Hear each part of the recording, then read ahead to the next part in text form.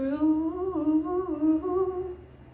Clearly I'm in a singing mood. Welcome to another episode of the motcast, the Musings of Them podcast. I'm your host, dibia, nchedochukwu.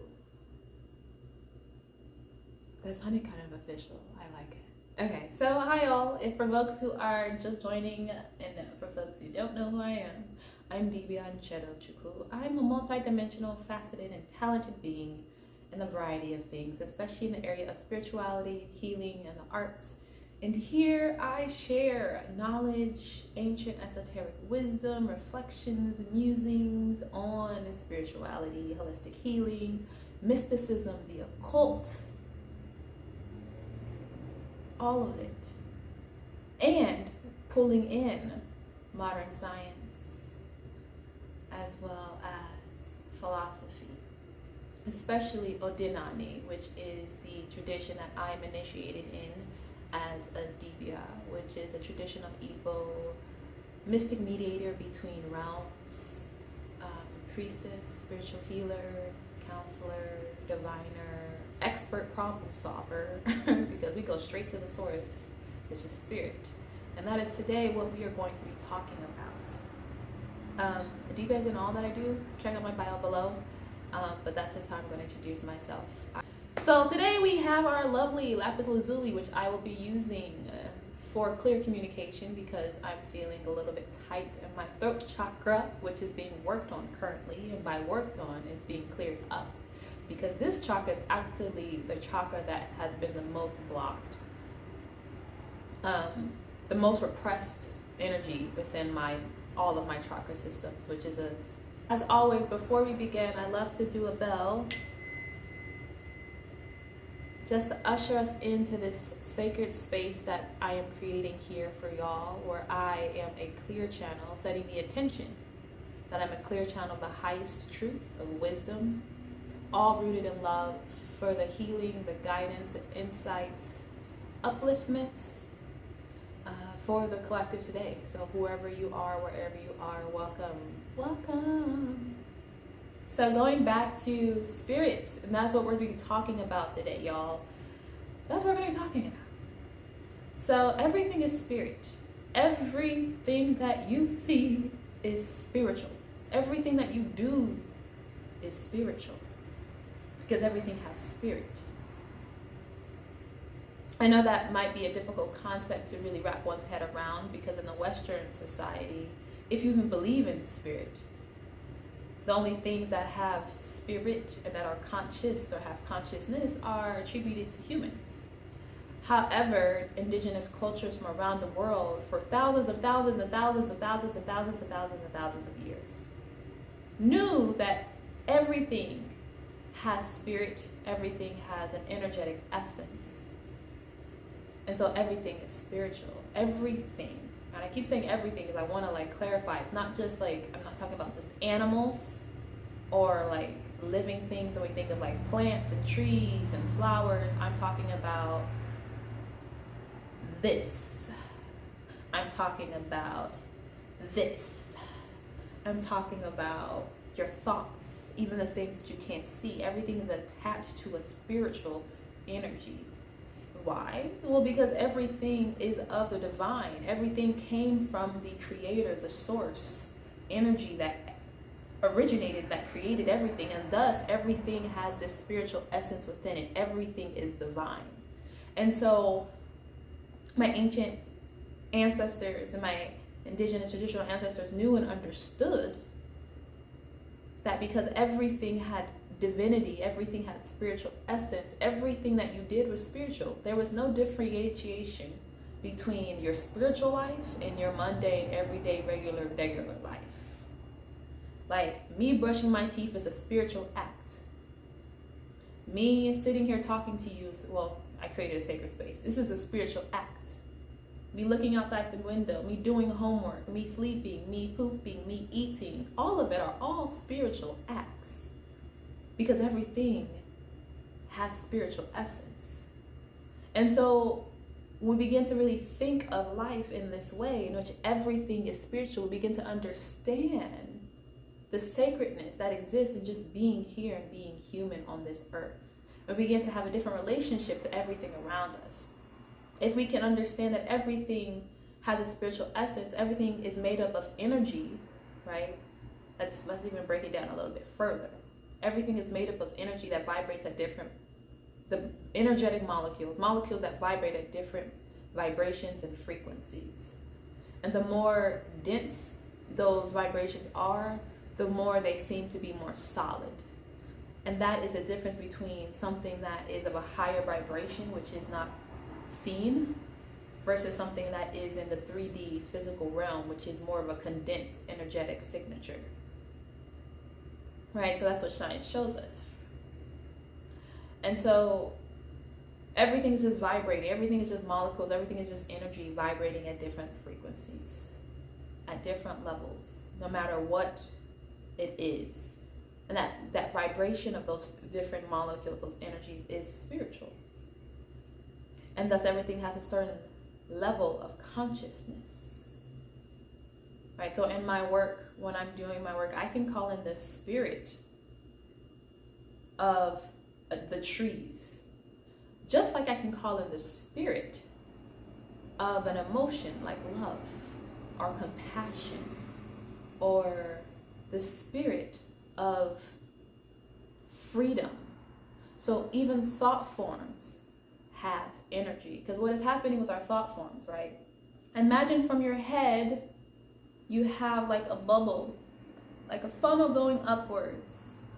That is your consciousness, created, connected, and going upwards, connected to the collective consciousness, so the collective consciousness of all there is, right? All of our consciousnesses are connected. If you imagine like a cloud of conscious energy, and then from that cloud, each person has like a little strand that connects them. That's how it looks. And so when you have different thought forms, let's say the thought of, what's the thought shit? Amazon. Let's say No, I'm not going to use the Amazon one. You ever had that experience where you're like, yo, that person, I had that idea, but that person got to it first? That's because thoughts are literally just energy bubbles, energy floating around, dropping themselves into the collective consciousness of the persons that they think would bring them to life, to birth them to life. Like ideas are meant to be birthed into life. And so everything, again, as I meant, going back to the spiritual, is associated with energy and energy thought form. Not energy thought form. Everything associated with spiritual essence and divinity. Even your thought forms, even your emotions, even this laptop, everything has spirit. And this is important to know and understand, because when we begin to start to see the things that we experience in this world as associated with energies and with a spiritual essence, then we can see how those essences begin to interact with our essences, right? So in the past, because I had experienced a lot of abuse and thus traumatic situations and experienced a lot of trauma, the spirit, the energy, the energetic essence of that trauma lived within my body. It lived within my being. To the point that a spiritual healer I could scan your body and see where the energy of that trauma has left an imprint on your energetic body and on your soul. But we're not going to get too much into that. This is just focusing on the idea, the knowing that everything is energy and everything is spiritual. And is accorded to, there are two sets of laws we live in this society. You have your physical 3D laws like gravity, right? We all know gravity exists even though we can't see gravity, but we know it's there. Because if you've ever tried jumping off of a tree or something, you'll quickly learn that gravity is real, even though you can't see it. There also are spiritual laws. The spiritual laws on how this universe functions that you also can't see. You can't see, well, not everyone can see spiritual energy. Some people can. But for the most part, it's quite hidden and invisible for the majority of people, this spiritual energy. But energy can be felt, definitely. But we are still held to those spiritual laws even though we can't see them. And so we begin to understand that everything is spiritual. We begin to be able to see how we can use these laws in a way that allows us to live more in accordance with our authentic selves, more in accordance with our best life, essentially. So, is there anything else around everything is spiritual? Yes, the spiritual life. So, meditation, mantras, chanting, praying, going to church, mosque, temple. From an ancient wisdom perspective, those are no more or less spiritual than cooking, cleaning, sitting and watching TV. The difference is its sacredness. It's the spiritual weight that we place on it. And so living a spiritual life is literally just being a human being. That's it. All of us are human being in different ways that are in alignment with who we are, or maybe not in alignment with who we are. But regardless of the alignment, we are all living a spiritual life, even if you don't have a particular faith or practice a particular religion or have spiritual practices that you engage in on a daily basis. You're still spiritual, and you're still living a spiritual life, and you are still being subjected to spiritual laws, whether you like it or not. And so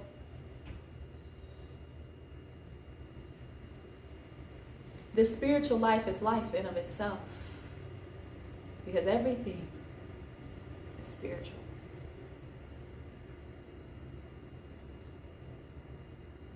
And when we begin to think about what spirituality entails, that energy of spirituality is the energy of creativity, is the energy of divinity, then we begin to see ourselves as creators. Creators of just human beings that we create. Like, just think of what you've done today. Each thing, each action, each way of being and existing is a form of creation that didn't exist before you beat it or done it. Beat it.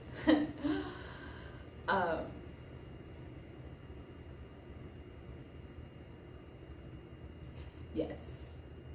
Took me out right there. Beat it. Bees, I don't know, are one of the spirit animals that are following me around. And so they like to come up here and there to be like, hey, how you doing? Let's see you over there. All right, so going back to the creation energy though. We are all creators because we all have this divine essence within us, this spiritual essence within us that wants to expand, that wants to express, that wants to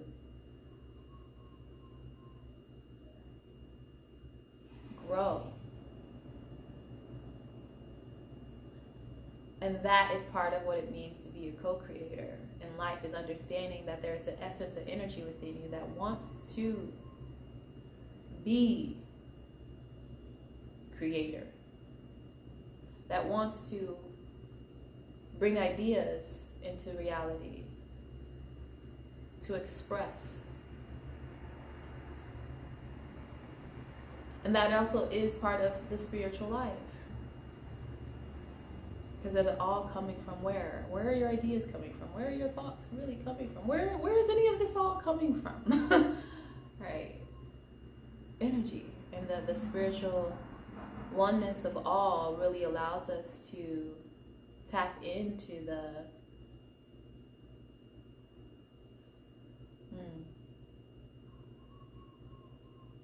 the spiritual essence of everything. And because everything is spiritual and everything has a spiritual essence, that's why it's also very important to practice spiritual hygiene, which I'm not going to get into here. We're not going to get into it. Just do know you need to practice your hygiene. You need to practice your hygiene. Just like you cleanse your body, y'all. You need to be cleansing your spirit body, your energy body as well. All are important to keeping a balanced, holistic life. All right, So that's what I got for y'all today. Is anything else, Ching?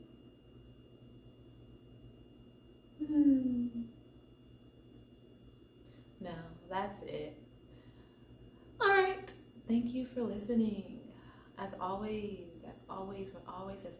wherever you are, no matter when you are, thank you. And I am so grateful for you taking your time, your energy, and space to listen and to tune in into another episode of the motcast.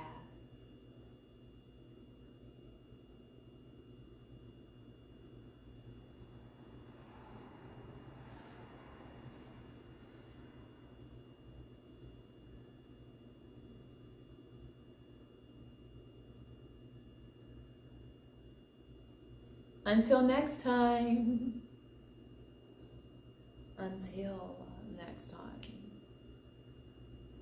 Take care. Be kind. With love.